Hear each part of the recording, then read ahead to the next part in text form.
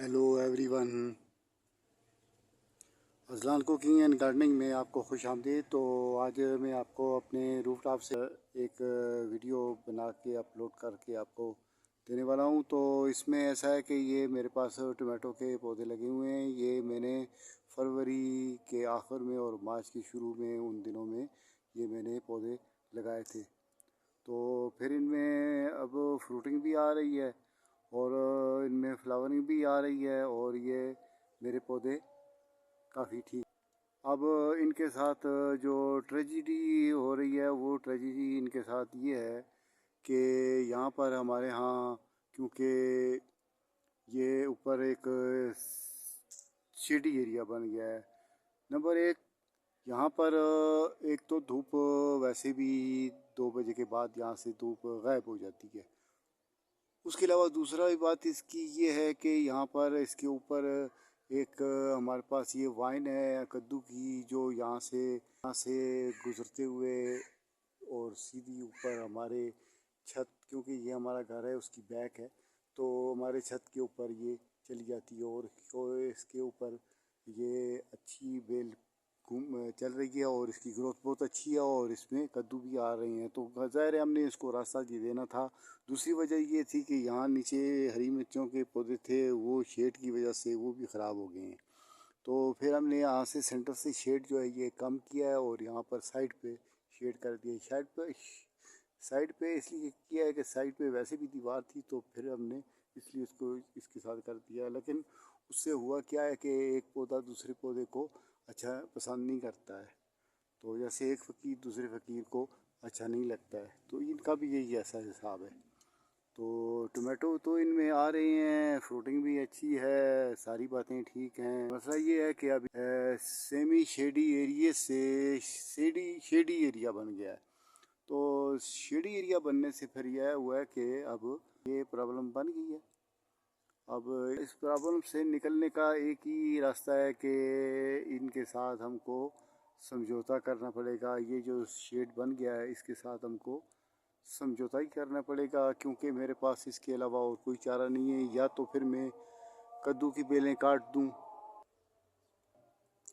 तो सौदा करना पड़ रहा है। सौदा ये है कि या मैं टमाटो की लुक आफ्टर के लिए कद्दू की बेल काट दूं, या कद्दू की लुक आफ्टर के लिए टमाटो को कुर्बानी देनी पड़ेगी।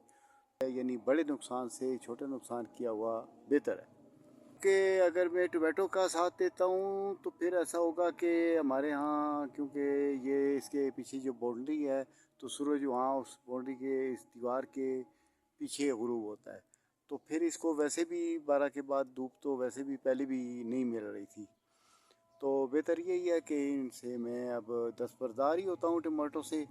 तो टमाटो से दस्तबरदार होकर तो फिर मेरे पास यही हाल है कि मैं अपने जो मेरे पास कद्दू की वाइन या कद्दू की बेलें हैं, तो बस मैं उनकी चाहता हूँ कि वोट कद्दू के हक़ में ही जा रही है। तो हमारी जो बाल है वो कद्दू के बास्केट में ही गिर रही है। तो बेहतर यही रहेगा कि मैं कद्दू की देखभाल करूं और टमाटो को अपनी हालत पर ही छोड़ दूं। वैसे बात की जाए तो सिर्फ फ्लावरिंग बंद हुई है, जो फ्रूटिंग आ रही थी वो तो चल रही है। तो पौधों के मामलात हैं वो थोड़े से, तो बस आप यही समझें कि ये पौधे हमारे जो हैं तकरीबन स्ट्रेस में ही चले गए हैं। तो इनका बस यही हाल है कि इनके साथ मुझे इसके टमाटो के गम के साथ मुझे समझौता ही करना पड़ेगा। तो वही बेहतर इनका हल है। तो उसके अलावा मेरे पास और भी पौधे लगे हुए हैं। तो मैं आपको, क्योंकि मैं ये वीडियो जो है ये 101 पर कर रहा हूँ, तो इसलिए फिर आज मैं टमाटो के बारे में ही आपको बता सकता हूँ। तो इसी के बारे में बात कर रहा हूँ।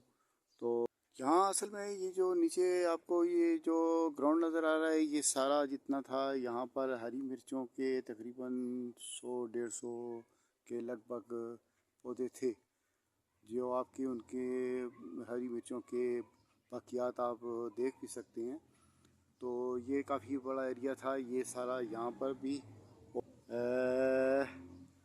यहाँ तक ہمارا یہ سارے ہری مرچیں تھیں یعنی کہ گرین چلی تھی، تو وہ تو ساری کدو کی بیلوں کی وجہ سے ان پر شیڈ پڑا ہے، تو وہ یہاں سے ساری کچھ گل سڑ گئی ہیں اور کچھ سوکھ گئی ہیں اور کچھ آپ دیکھ سکتے ہیں جگہ جگہ پر اسی طرح سے یہ ہاں ان کے باقیات ہی رہ گئے ہیں۔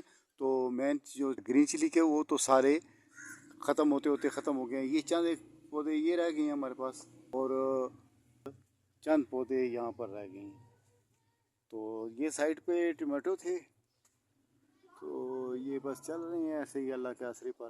تو میرے خیال ہے یہ ہماری ویڈیو بھی ابھی کافی ہو گئی ہے، تو میں آپ سے اجازت چاہتا ہوں۔ اوکے، خدا حافظ۔